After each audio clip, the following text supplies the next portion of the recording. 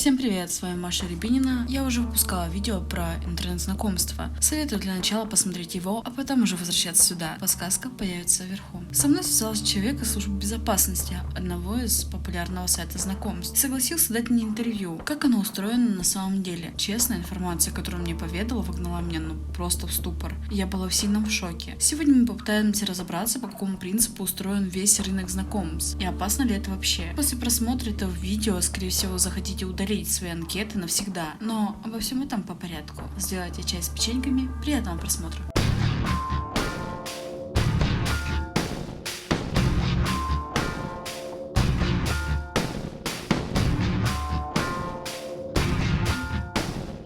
В данный момент я сейчас общаюсь с человеком из службы безопасности, которого зовут Роман. Я ему сейчас буду задавать вопросы, на которые он будет отвечать. Как вы попали в этот бизнес и сколько он вообще приносит в месяц примерно доход? Добрый день. В этот бизнес я попал случайно. На одном из сайтов по поиску работы. Я нашел подходящую вакансию администратора сайта знакомств и решил попробовать. Доход в месяц зависимо от периодов.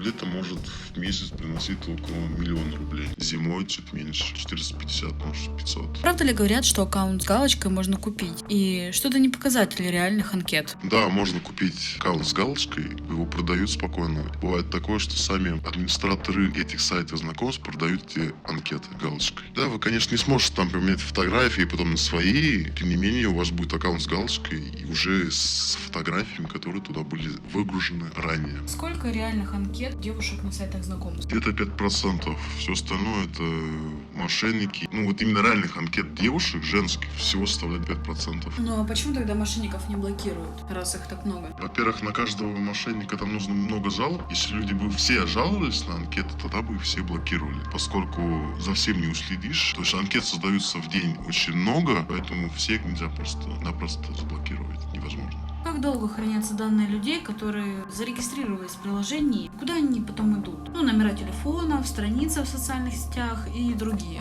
На самом деле данные могут храниться вплоть до навсегда. Как только вы создали аккаунт на сайте знакомств, все ваши данные передаются администраторам этих сайтов, могут их продавать там и так далее, в Даркнет или где-нибудь еще. Поэтому, когда создаете анкеты, читайте внимательно, что написано в правилах сайта, потому что они имеют полное право продавать в целях рекламы или просто налево ваши данные. Все данные, которые вы туда впишете, вплоть имя, фамилия, номер телефона и еще либо какие ссылки. Это все передается. Даже свободный доступ может все уходить. Кто больше платит процентом с отношений за дополнительные услуги? Как покупка VIP-статуса и премиум аккаунт? Очевидно, больше платит парень. Девушка вообще не платят. Зачем им платить за какие-то плюшки на сайте, если им и так их анкета замечает больше людей и пишут, конечно же, тоже больше. Поэтому парень, ему пробиться, чтобы его там замечали девушки, нужно купить какие-то привилегии по типу VIP-статуса и так далее. Своего рода конкуренция получается, правильно? Да, конкуренция получается. Вы скажите, Роман, так как вы работали администратором, сколько пишут девушкам сообщений в день приблизительно? Это зависит от города. То есть в Москве это может от 500 вплоть до 1500 сообщений в день. А если провинция, то сообщений 250-200. Максимум 300 может быть. Там огромное количество сообщений может доходить просто там, не знаю, это невозможно посчитать. Я по себе знаю, мне очень много пишут в день. И порой все сообщения уходят вниз, и я не успеваю их тупо не просмотреть, не прочитать. Если девушка создала аккаунт на сайте знакомств, девушка тоже человек, и она не может ответить всем. То есть это невозможно. Представьте, если вам будет писать по 500-800 человек каждый день, вы часто будете им отвечать? Я думаю, что нет. Человек 10 и все. А все остальные сообщения, конечно, будут у вас уходить вниз, на самый низ. Сомневаюсь, что любой человек тут как-то сможет всем ответить. А допустим, девушкам мы выяснили, сколько пишут, а тогда в сколько соотношении пишут парням?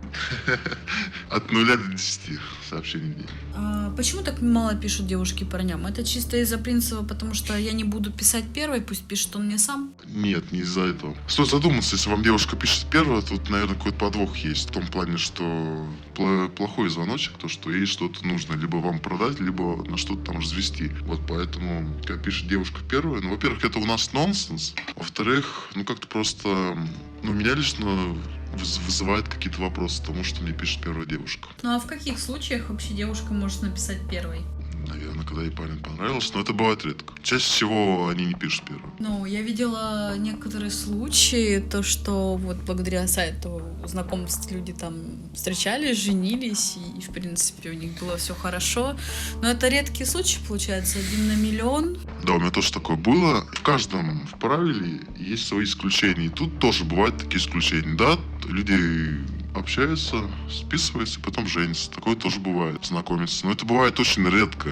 И то, что вы скорее всего, не попадете в этот процесс, потому что это действительно редкие случаи успеха. Ну, это действительно успех. Познакомиться на сайте знакомств в 2021 году — это успех. Я слышала про новый сайт знакомств Emily Days. Что можете рассказать про него? Говорят, там мало фейков и мошенников. Сейчас очень многие блогеры его активно рекламируют. Что вы про него можете рассказать? Знаю про этот сайт знакомств. Он тоже, да, как бы недавно открылся, но это не помогает ему быть лучше всех остальных, то есть этих всех платформ. Он плюс-минус такой же, как и наш сайт знакомств, как и Tinder, Mambo. И то, что блогеры его сейчас активно рекламируют, ну, как бы, как правило, блогеру все равно, что сказать. Он как бы там не сидит, и вряд ли он там бы сидел. Ему просто занесли деньги, и он скажет то, что ему скажут, и все. Все сайты знакомств плюс-минус одинаковые, это факт. У сайтов знакомств есть свои офисы или не ищут сотрудников на фрилансе площадках? Нет, у сайтов знакомств никогда не было офиса, даже когда они зарождались. Офис — это дорого, это нужно офис арендовать, там сотрудников найти где-то, уборщик. Короче, там много этих всех моментов, и, естественно, сайтов знакомств это невыгодно. Единственное, что сайту знакомств нужно, это выключить деньги с подписок и так далее, то есть с покупки премиум. А все остальное, офисы, нет, у них никогда не было офисов, и вряд ли это будет. А тем более сейчас, может, будет карантин, все что угодно может быть, поэтому никаких офисов вообще никогда не будет. Где все-таки, по вашему мнению, можно познакомиться с девушкой сейчас, в 2021 году? И насколько это актуально? Если бы вы задали мне этот вопрос лет 5 назад, я бы сказал то, что можно познакомиться там. Если не брать в расчет сайта знакомств, я бы сказал то, что можно познакомиться либо через общих друзей, либо в каких-то тусовках. Знакомый познакомил, знакомые, там, друзья и так далее. А если сейчас, я не знаю, где вы с ними знакомиться. Даже вживую бывают свои подводные камни. Я уже не говорю про сайты знакомств. Очень сложно знакомиться, потому что, опять же, стала бешеная конкуренция на всяких этих сайтах знакомств. Чтобы ваша анкета вылезла даже топ-100 по сайту, это нужно, я не знаю, что нужно делать. Ну, наверное, премиум покупать дофига в месяц. Только так.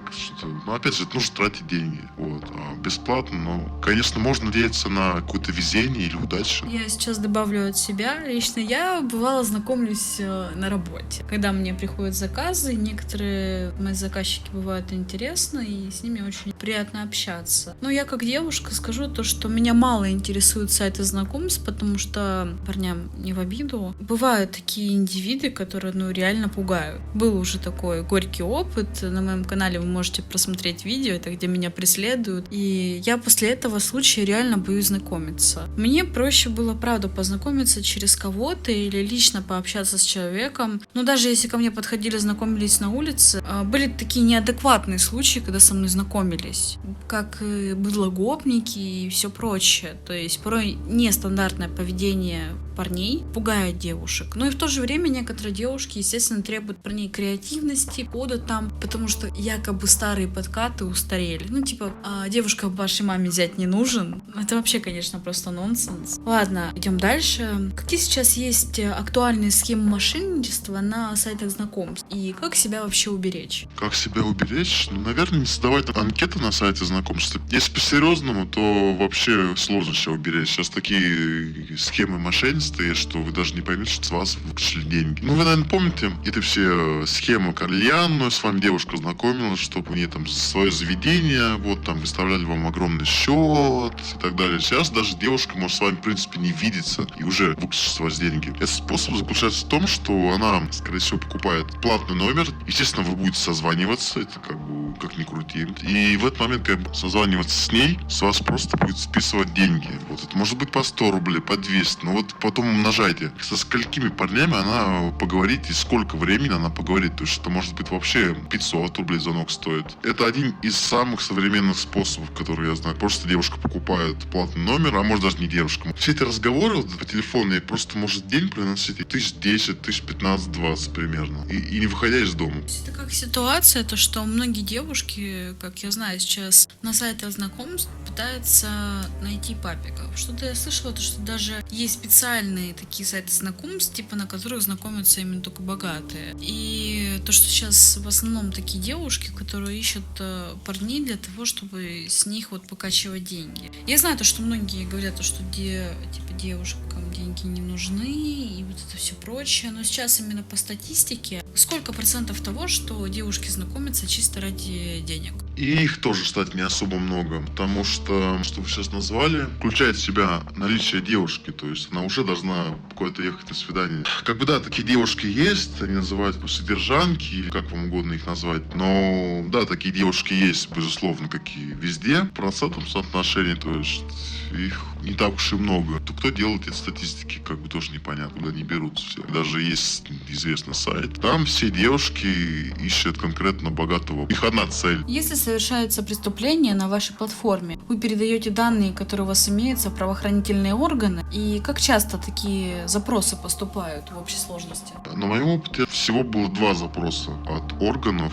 Совершено некое преступление, связанное с мошенничеством и так далее. Вы же понимаете, что 2 запроса за столько лет — это очень мало. И, скорее всего, кого-то развели, какого-то влиятельного человека, потому что просто так запросы полиция не будет им, опять же, заниматься. И это сложно. Это нужно, во-первых, с нами связаться, это уже тоже довольно сложно. Там надо ждать ответа от нас, минимум неделю. Все данные, да, мы передаем, конечно же, если будут такие запросы, но эти запросы практически нет. Вот, всего 2 запроса, и вообще смешно. Если вы не какая-то там шишка, не депутат, скорее всего, не будет ничего такого. Что скажете напоследок зрителям?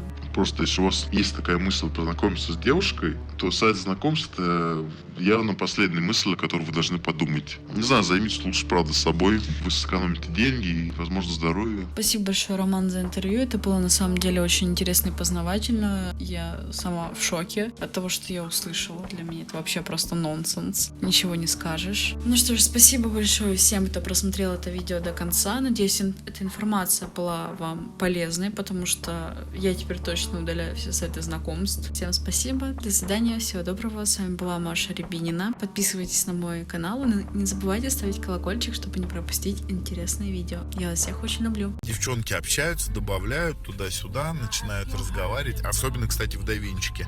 Они такие: ой, а давай сходим с тобой в театр. То есть, или я на выходные в театр. Что-то, разговор просто идет, да, поддерживаешь.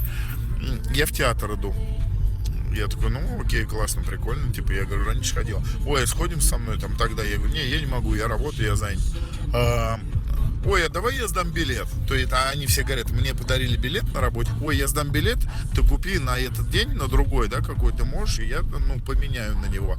Короче, заходишь, типа такой, начинаешь смотреть, а там сайт левого театра, короче. Не, театр есть, но не у нас, короче, в Москве, да. И они начинают разводить билет, если покупаешь.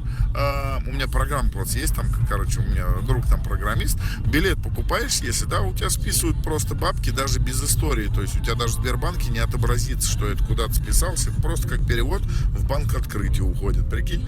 То есть покупаешь билет такой, типа, а тебе: ой, не получается. Она тебе пишет, переживает, мы просто разводили, прикалывались сами. Пишет: ой, давай на возврат. Типа, вот тебе ссылка там на сайте, у них работает. Заходишь в чат, и тебе пишет: ой, чтобы вернуть деньги, нужно еще положить на карточку. И типа у вас пишут еще такую сумму, и двойная вернется. Короче, на лохов прям разводят. И это вообще очень-очень много.